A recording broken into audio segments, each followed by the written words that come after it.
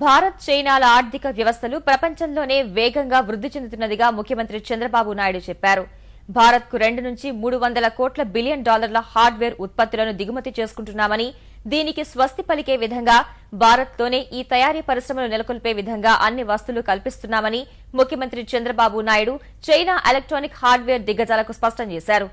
China పర్యటన 2వ రోజులో భాగంగా ఈ ఉదయం చైనా రాజధాని బీజింగ్లో జియోమీ, ఫాక్స్కాన్ సంస్థ ప్రతినిధులతో సమావేశమయ్యారు.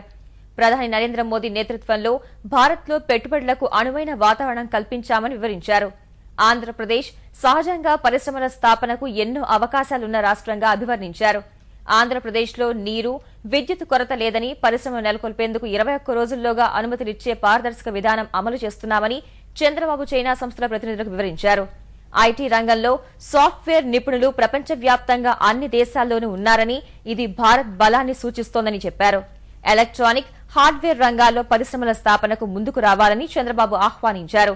చైనా సంస్థల అధ్యక్షులు, ఉపాధ్యక్షులు ఈ సమావేశంలో భారత్లో ప్రత్యేకించి ఆంధ్రప్రదేశ్లో పరిశ్రమల స్థాపనకు ఉన్న అవకాశాలను నిశితంగా పరిశీలిస్తున్నట్టు చెప్పారు.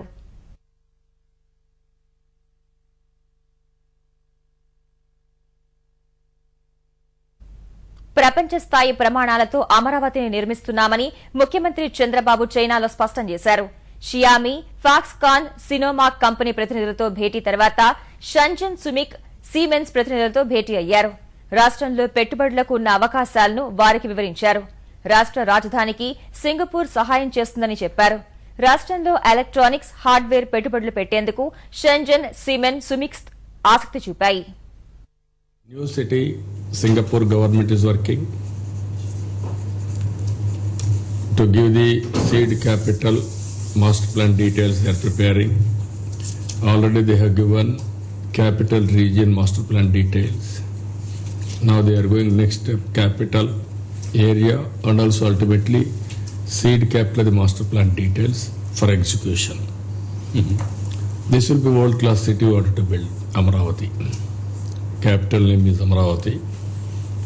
This is as a matter of fact, to construct a city, it is a difficult process, but there is an opportunity.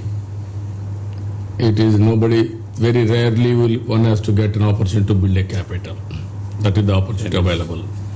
Unique. Anyway, we are building a capital. I want to build brand new, one of the best capital. All infrastructure, technology, you name anything, it should be number one.